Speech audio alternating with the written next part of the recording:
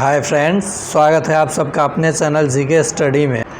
आइए आज हम लोग गणित के पार्ट में देखेंगे पिछले 26 फरवरी से 6 मार्च के जो परीक्षा हुआ है उसमें कैसे कैसे प्रश्न बने हैं। मैं पहले पार्ट में इसको बता चुका हूं, उसी के आधार पे ये पार्ट मैं लाया हूं और आप देखेंगे खास करके ये 1 to 5 वाले लोग 1 to 5 वालों के लिए बहुत इम्पोर्टेंट होना है और 6 to 8 वालों के लिए भी इसमें बहुत सारे प्रश्न बन जाएंगे और ये मैं आपको ट्रिक से बताऊंगा। तो अगर आप चैनल पे नए हैं तो चैनल को ज्वाइन कर लीजिए, यानी सब्सक्राइब कर लीजिए, बेल आइकन दबा लीजिए ताकि आपको कंटेंट समय समय से मिलता रहे। 1-2 दिन मैं बिज़ी रहूँगा, इलेक्शन ड्यूटी पड़ा हुआ है जिसके वजह से आपको हो सके कि टाइम पे वीडियो ना मिले, लेकिन पुनः 21 तारीख से आपको वीडियो मिलना शुरू हो जाएगा। तो आइए चलते हैं प्रश्न की ओर। जैसा कि आप हेडिंग देख ही सकते हैं और हाँ, आप वीडियो देखिए तो कम से कम लाइक ज़रूर कीजिए। चलिए, पहला प्रश्न है 6, 24, 18 का मौसा क्या होगा। यानी आपसे HCF पूछा है। क्या पूछा है? HCF होता है कि वह बड़ी संख्या जो सभी संख्याओं को विभाजित कर दे। तो देखिए 6 है, 24 है, 18 है, सबको 6 से भाग दे दीजिए। कितना से? 6 से।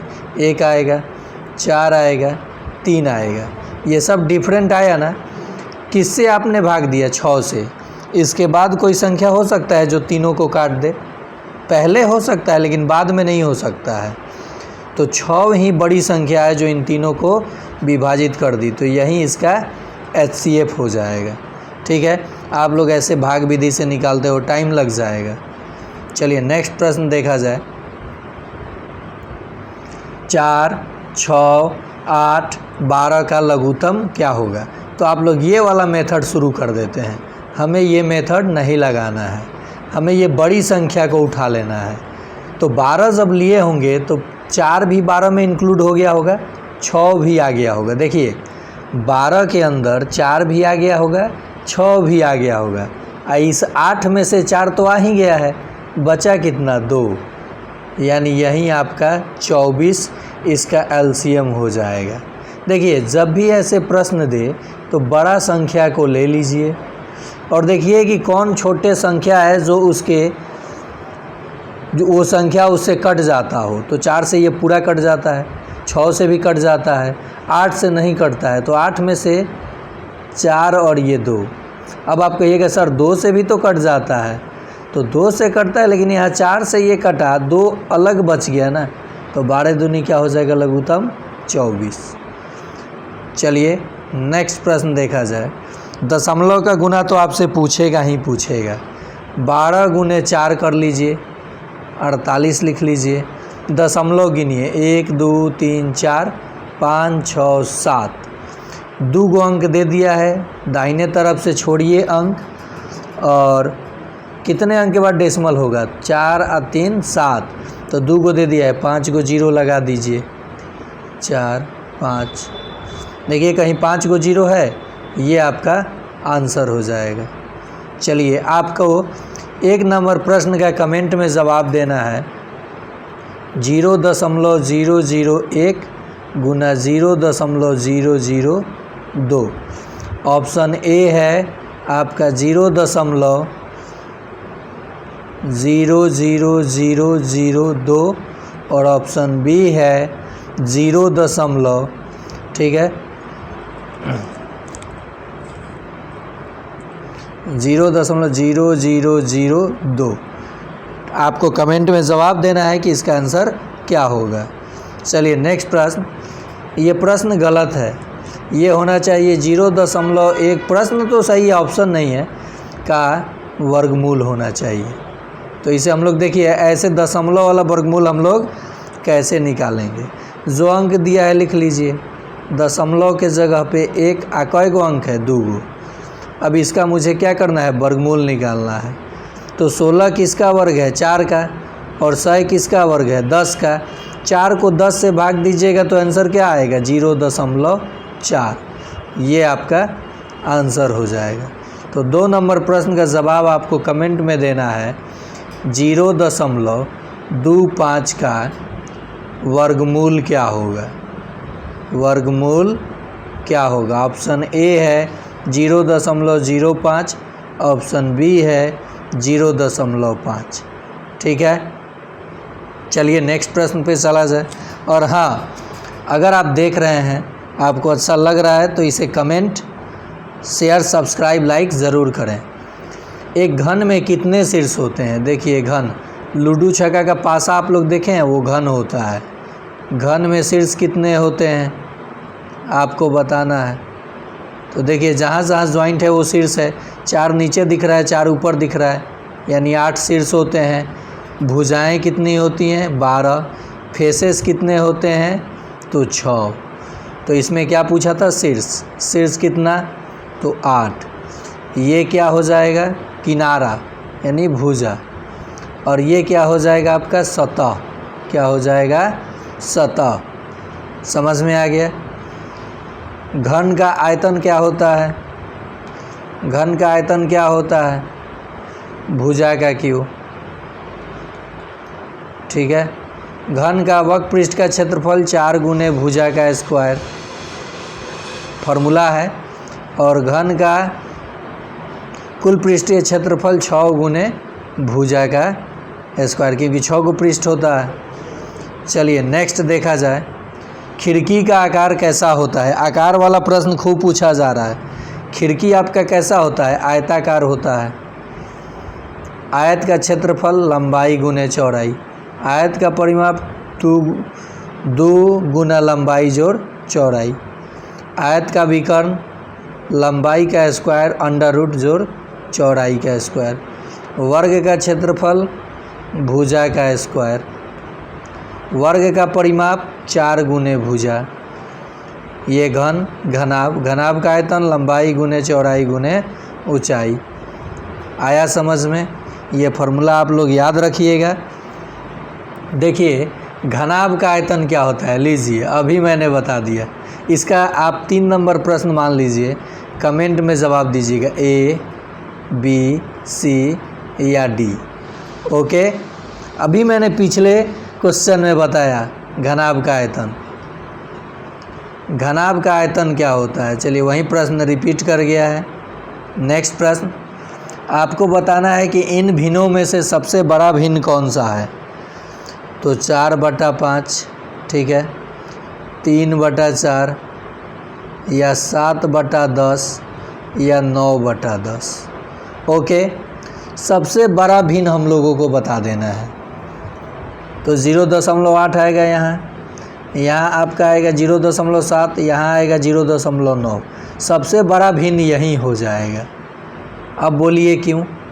देखिए इसमें भी 1 का अंतर है, इसमें भी 1 का अंतर है, इसमें भी 1 का अंतर है, इसमें भी 1, इसमें 3 का अंतर है। कोई बात नहीं, 0.7 आएगा भाग देने पे। ये भाग दीजिएगा तो 0.7 ही आएगा, 7 चौक 28 आगे जाएगा। ये भाग दीजिएगा तो 0.8 आएगा, ये 0.9। ये सबसे बड़ा है। अगर आप ऐसे नहीं समझे तो इन सब का एलसीएम ले लीजिए। या देखिए 4/5, फिर 3/4 और फिर 7/10, फिर 9/10। सबको 20 से गुना कर लीजिए। कितना से? 20 से। क्यों? क्योंकि 20 इसका एलसीएम होना था। तो ये 4 चौका 16 आ जाएगा, 4 5 20, 15 आ जाएगा, 10 दूनी 20, 14 आ जाएगा, 10 दूनी 20, 18 आ जाएगा। तो यही सबसे बड़ा आया ना। चलिए नेक्स्ट, 245 ग्राम को किलोग्राम में लिखें। तो आपको पता है 1 केजी में 1000 ग्राम होता है, और आपको इतना ग्राम दिया है 245 ग्राम। कितना? 245 ग्राम। 1000 से भाग दे लीजिए। 3 अंक छोड़ के डेसिमल होगा, क्योंकि 3 को 0 है। 0.245 kg। 0.24, सॉरी ये गलत है, 0.245 kg। ये आपका सही जवाब हो जाएगा। नेक्स्ट, एक रेलगाड़ी की चाल 108 किलोमीटर प्रति घंटा है, तो उसकी चाल मीटर पर सेकंड में क्या होगी? तो 108 लिख लीजिए और 5/18 से क्या कीजिए? गुना कीजिए। जब भी किलोमीटर प्रति आवर को मीटर पर सेकंड में बदलना हो तो आप उस संख्या को 5/18 से गुना कीजिए। 6 बार में कटेगा और 6 पचे 30 मीटर पर सेकंड। कहीं है ऑप्शन में? देखिए 30 मीटर पर मिनट, ये नहीं होगा, ये भी नहीं होगा, ये होगा। हड़बड़ा करके आपको जवाब नहीं देना है। नेक्स्ट, 24/30 का सरलतम रूप क्या होगा? तो 24/30। 6 से काटिए 4, 6 से काटिए 5। सरलतम रूप कहता है कि अंश और हर में क्या होना चाहिए? 1 का अंतर होना चाहिए, यानी इसका HCF 1 होना चाहिए, अंतर नहीं। HCF क्या होना चाहिए? मौसा 1 होना चाहिए, अंतर नहीं, मौसा 1 होना चाहिए। तो 4/5 कहीं है, सी आपका आंसर हो जाएगा। 4 नंबर प्रश्न का आप जवाब कमेंट में दीजिएगा। देखते हैं कितने लोग सही जवाब देते हैं। 4 नंबर प्रश्न का 5 ले लीजिए, क्योंकि 4 दिया था शायद मैंने। 5 नंबर, 75/100 का सरलतम रूप। सरलतम रूप ऑप्शन ए है 3/100, ऑप्शन बी है 3/4। ठीक है, चलिए नेक्स्ट प्रश्न पे चला जाए। किसी वर्ग की भुजा को 4 गुनी कर दी जाए तो क्षेत्रफल पर क्या प्रभाव पड़ेगा? पहले भुजा मान लीजिए कि ए था, तो वर्ग का क्षेत्रफल क्या होता है? भुजा का स्क्वायर होता है ना। तो पहले ए था तो ए स्क्वायर हुआ। अब भुजा को मैंने 2 गुना कर दिया, 2a कर दिया। ए भुजा माना था तो ए स्क्वायर। अब भुजा को मैंने 2 गुना कर दिया तो वर्ग का क्षेत्रफल भुजा का स्क्वायर। 2 दूनी 4, a का स्क्वायर तो a स्क्वायर। देखिए a स्क्वायर सेम है, इससे ये कितना गुना है? 4 गुनी ना किया गया है, सॉरी 4 गुना किया गया तो 4 चौका 16। इससे ये कितना गुना है? लीजिए मिटा के बता देते हैं। भुजा कितना गुना किया गया है? 4 गुना। कितना? 4 गुना। तो a था तो a स्क्वायर, 4a हो गया तो इसका भी स्क्वायर कीजिए। 4 चौका 16, 4 का स्क्वायर 16, a का square a square. a square से ये कितना गुना है? 16 गुना, यानी उसके क्षेत्रफल पर क्या प्रभाव पड़ेगा? 16 गुना बढ़ जाएगा। समझ में आ गया? चलिए नेक्स्ट, 7/56 गुना -7। देखिए प्लस को जब आप माइनस से गुना करते हैं तो आंसर माइनस होता है। 7×6 42 के 2 हाथ में 4, 7×5 35 4 कितना हो जाएगा? देखिए यहाँ पे ऑप्शन है ही नहीं।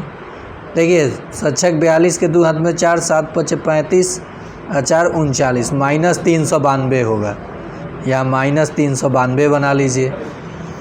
नेक्स्ट प्रश्न देखिए, प्रथम 50 प्राकृत संख्याओं का योग क्या होगा? तो आपको पता है प्राकृत संख्याओं का n × n + 1/2। तो n के जगह 50 और फिर 50 में 1 जोड़िएगा तो 51 बटा 2, कट गया 25। 25 से कम 25 के 5 हाथ में 2, 25 × 5 125 और 2 127। 1275 कहीं है आंसर? ये आपका आंसर हो जाएगा। आया समझ में? तो आपको यहाँ पे 6 नंबर प्रश्न का कमेंट में जवाब देना है। प्रथम 20 प्राकृत संख्याओं का योग क्या होगा? 6 नंबर प्रश्न, प्रथम 20 प्राकृत संख्याओं का योग क्या होगा? संख्याओं का योग ऑप्शन ए है 210, ऑप्शन बी है 310। नेक्स्ट, किसी वृत्त की त्रिज्या 7 सेंटीमीटर है तो उसकी परिधि सरकमफ्रेंस कितना होगा? तो देखिए वृत्त की जो ये परिधि होती है ये होती है 2 पाई आर। आर आपको दे रखा है, पाई का मान होता है 22/7, तो फॉर्मूला में आर का मान रख दीजिए 2 गुना पाई का मान 22/7 और त्रिज्या कितना दिया गया है 7, 7 से 7 कट गया, 22 दूनी 44 सेंटीमीटर। ये आपका आंसर हो जाएगा। नेक्स्ट प्रश्न देखिए, एक बिंदु से कितनी रेखाएं खींची जा सकती हैं। ये कोई बिंदु है, बड़ा कर लेते हैं तो ये भी खींच सकते हैं। ये एक बिंदु से कितनी रेखाएं खींची जा सकती हैं, तो अनंत। कितनी? अनंत। आ गया बात आपको समझ में। चलिए नेक्स्ट प्रश्न देख लिया जाए। निम्न में न्यून कोण कौन सा है। तो देखिए न्यून कोण क्या होता है, 0 से बड़ा और 90 से छोटा। एक्स मान लीजिए कोई कोण है, तो इसमें देखिए 0 से बड़ा और 90 से छोटा कौन है, तो 88 डिग्री आपका न्यून कोण हो जाएगा। यहाँ पूरा कॉन्सेप्ट ही समझ लीजिए। 0 अगर कोई कोण x है तो इसके लिए x अगर 0 से बड़ा है 90 से छोटा है 90 डिग्री से, तो ये न्यून कोण होगा। कौन कोण? न्यून कोण। अगर ये x 90 के बराबर हो जाए तो ये सम कोण हो जाएगा। कैसा कोण? सम कोण। अगर x का मान 90 से बड़ा और 180 से छोटा रहे तो ये हो जाएगा आपका अधिक कोण। अधिक कोण। 180 डिग्री हो जाए इसका मान तो हो जाएगा सरल कोण, और 180 से ज़्यादा